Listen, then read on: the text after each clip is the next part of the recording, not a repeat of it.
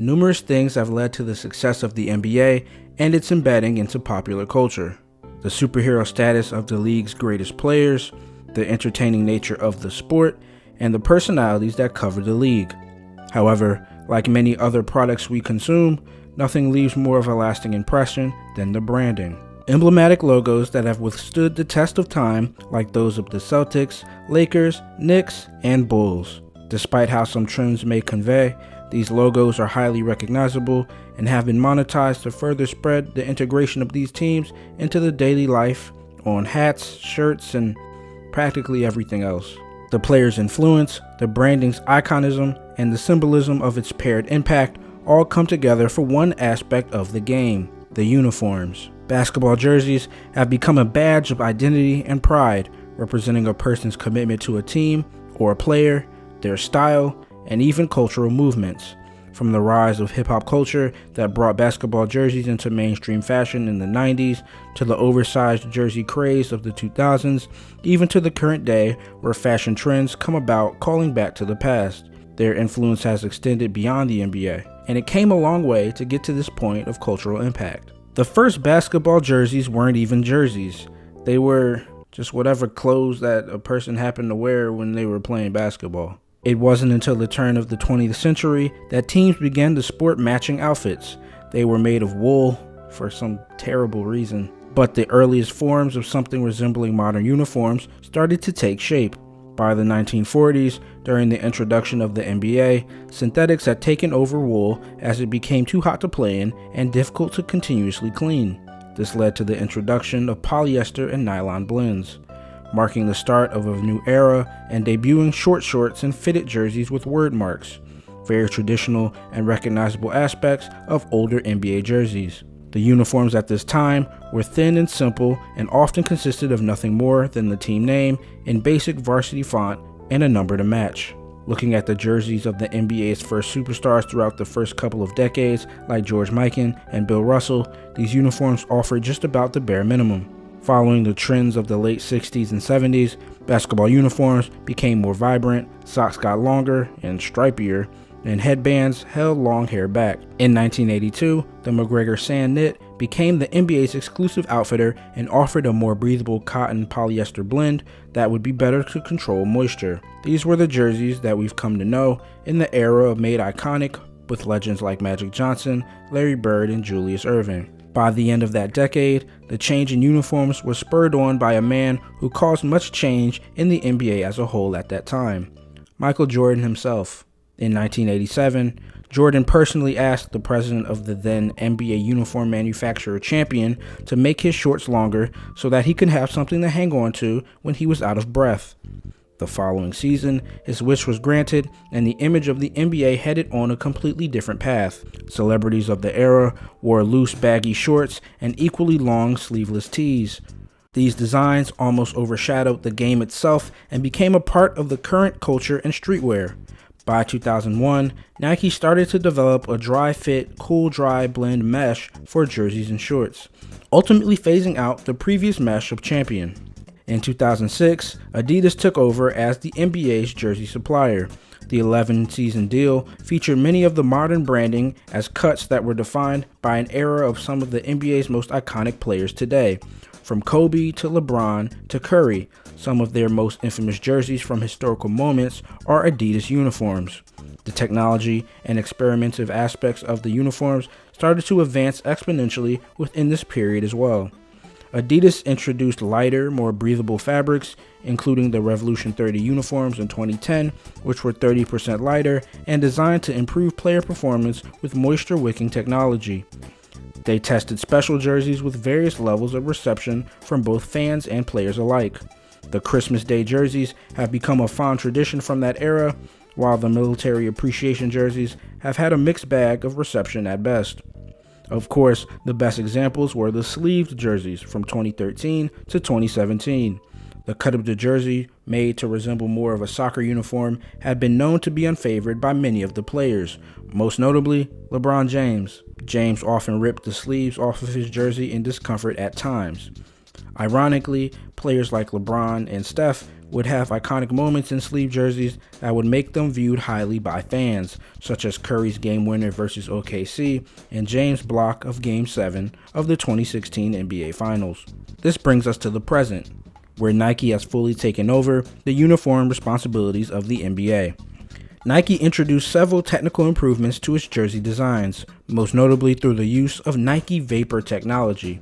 This fabric was designed to be more breathable, lighter, and to wick moisture away from players' bodies more efficiently, aiming to improve performance by keeping athletes dry and cool during games.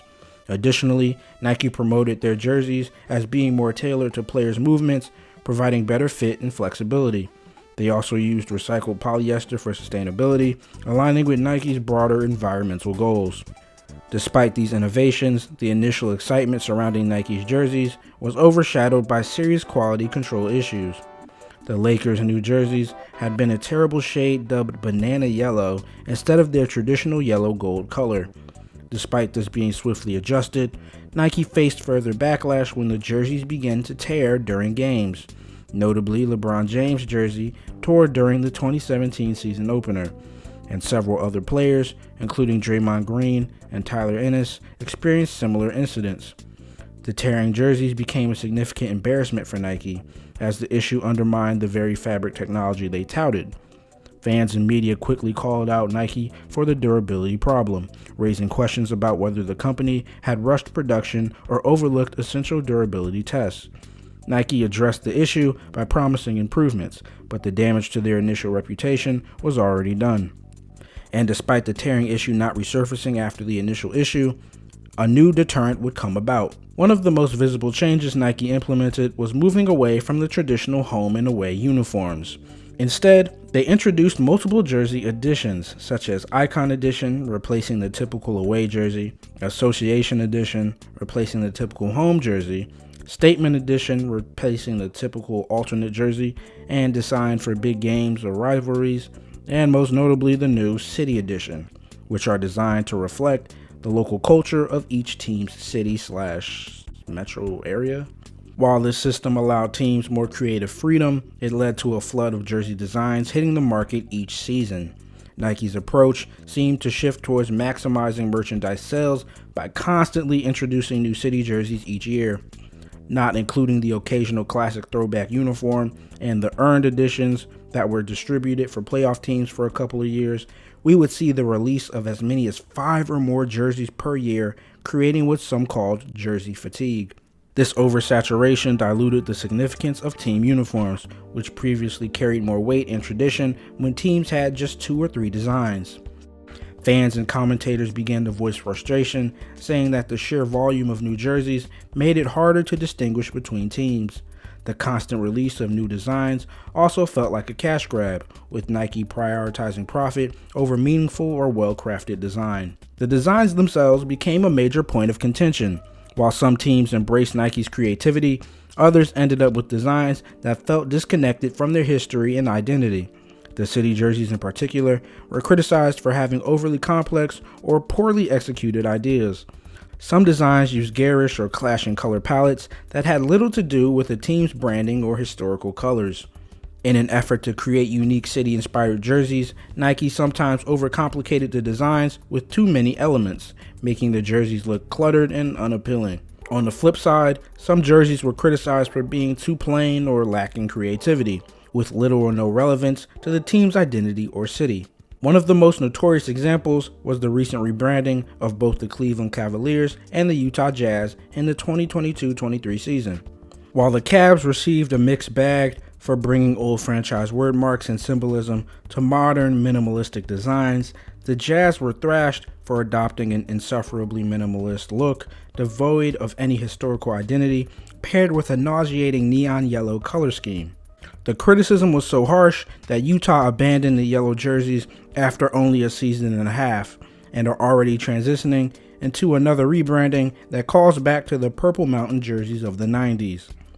Nike's shift towards prioritizing fresh designs every year led many to feel that they were straying from the legacy and tradition that made NBA jerseys iconic. The relentless release of new jerseys each year raised accusations of over-commercialization.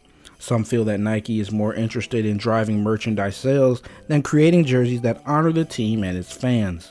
The NBA and Nike began to treat jerseys more as fashion items than essential sportwear. For many, Nike's jerseys embody a missed opportunity to create something iconic. Instead, they have become a symbol of over-commercialization, with the focus of more sales and aesthetics than preserving the integrity and tradition of the team's uniforms. So with all that being said, just how did we get here from the adored designs of the 90s? And despite how much nostalgia has been weaponized in every industry in the modern day, why have teams been so reluctant to fully dive back into that era of design and presentation as opposed to the more modern and minimal designs of the present? NBA jerseys in the 90s were characterized by bold colors, eccentric patterns, oversized logos, and a sense of exuberance that matched the era's cultural landscape. Teams like the Charlotte Hornets and their teal and purple color scheme, the Phoenix Suns with their blazing sunburst logo, and the Toronto Raptors with their dinosaur emblem all created iconic designs that resonated deeply with fans. These jerseys were emblematic of the 90s youth culture, influenced by hip-hop, streetwear, and a shift towards individuality in fashion. The jerseys from this era remain a point of nostalgia for fans, representing a time when the NBA was expanding its global presence and stars like Jordan, Shaq, and Allen Iverson were at the height of their fame. Fashion in the 90s was loud and experimental, not just in sports, but in general culture. The 90s saw the rise of neon colors, oversized clothing, and loud patterns. NBA jerseys were a reflection of this zeitgeist. Teams embraced the large logos, vibrant color schemes, and unique, sometimes outlandish designs that helped define the league's aesthetic. By contrast, the 2000s and 2010s ushered in more minimalistic design ethos across multiple industries, including sports. Clean lines, neutral colors, and understated branding became dominant in fashion. This shift was partly driven by the rise of tech companies like Apple and lifestyle brands that emphasized sleek, minimalist designs. NBA jerseys, especially after Nike took over, began to reflect those broader trends.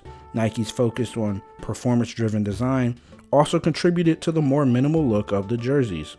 Instead of complex graphics and heavy materials, modern NBA jerseys are designed to be lightweight, breathable, and functional. This emphasis is on performance over flash, which often results in a simpler aesthetic. In the 1990s, the NBA was primarily a North American league. Although it was starting to gain traction internationally, the designs of that era were meant to appeal to local and national fan bases, with each team establishing a unique identity that stood out. As the NBA expanded globally in the 2000s, teams began to adopt a more universal and less regional look, appealing to a wider audience. Teams like the Brooklyn Nets and the Miami Heat embraced more minimalist, modern designs that fit the broader fashion trends of global streetwear. The NBA's shift towards globalization meant teams had to think about how their brand and aesthetic would be received by diverse international markets. The quirky, loud designs of the 90s might not resonate as strongly with newer global fans who don't have the same attachment to those designs or the cultural context that birthed them. Today's NBA jerseys are designed to be adaptable to various contexts: streetwear, high fashion, and global merchandising. Simplified, sleek designs are more versatile and easier to incorporate into different fashion cultures around the world, whether worn by fans in Beijing, Paris, or New York. When Nike became the official provider, the focus shifted towards merging athletic wear with lifestyle fashion. Nike is not just a sportwear brand, it's a global fashion and lifestyle company. The modern NBA jersey is not just something that fans wear to games, it's something that players and celebrities wear in off-court settings, whether they're at fashion shows or on social media. In this context, jerseys have become part of the broader streetwear and athleisure trends, which are heavily influenced by simplicity and minimalism. The 90s style, while nostalgic, doesn't necessarily align with the aesthetic Nike and other lifestyle brands push. By keeping the design simple, Nike ensures that the jerseys have a universal appeal and can fit into various fashion contexts outside of the basketball court. Nostalgia has been weaponized in various industries: music, fashion, entertainment, and the NBA has certainly capitalized on it by occasionally bringing back throwback jerseys or retro-inspired designs. I mean, These are often fan favorites, and they generate a significant amount of excitement and revenue. However, teams are hesitant to fully return to the 90s aesthetic for several reasons. While retro jerseys are popular for special occasions, permanently adopting older designs could feel like a creative step backward. Teams want to maintain a forward-looking image, and there's a concern that relying too heavily on nostalgia could make them appear stagnant. While older fans might appreciate 90s nostalgia, younger fans, many of whom weren't alive during the 90s such as myself, don't have the same connection to those designs. Teams must cater to a diverse fan base, including newer generations and international markets, for whom the more minimal, modern aesthetic is more relatable. Nostalgic designs are often more impactful when they are rare or used sparingly. By keeping retro jerseys limited to special editions, the NBA can create a sense of scarcity and excitement around them. If teams fully reverted to 90s designs, they might lose their nostalgic allure over time. Jersey sales are a major revenue stream for the NBA, and there is a calculated strategy behind the rotating designs. By introducing new jerseys each season, like the aforementioned City Edition, the league ensures that there is always something fresh for fans to purchase. The 90s designs are occasionally revived in these special releases, but making them permanent will remove the novelty that drives demand. The more modern, minimalistic designs also fit better with the City Edition jerseys, which allow teams to experiment with local influences and cultural themes while still maintaining a contemporary, clean look. This mix of modernity and localized creativity is still more in line with the NBA's current strategy than a full-scale return to the 90s nostalgia. All in all, NBA teams have been reluctant to fully dive back into the 90s aesthetic because of the modern game. Global audience, fashion trends, and corporate strategies are pushing them toward a more minimal and streamlined look. While the nostalgia for the 90s remains strong, especially among older and more hardcore fans, the NBA's broader goals of maintaining relevance, appealing to diverse markets, and pushing forward with innovation have driven the shift to today's minimalist designs. Nostalgia is powerful, but the league has been fighting to find a balance between celebrating the past and embracing a modern, performance-focused future. With that being said, if you made it to the end of this video, I truly appreciate you. I know it kind of sounds like I'm defending the NBA's choices and Nike's choices, but really I made this video just to not to play devil's advocate, but just to have more of a broader understanding of all the reasons why the current state of NBA jerseys are how they are. Don't get me wrong, there's still a lot to be desired. I still prefer old designs, but yeah, if you made it to the end of the video, I truly appreciate you. If you did enjoy the video, don't forget to leave a like, subscribe to the channel, join the family, and yep, I'll see you guys in the next one. Peace.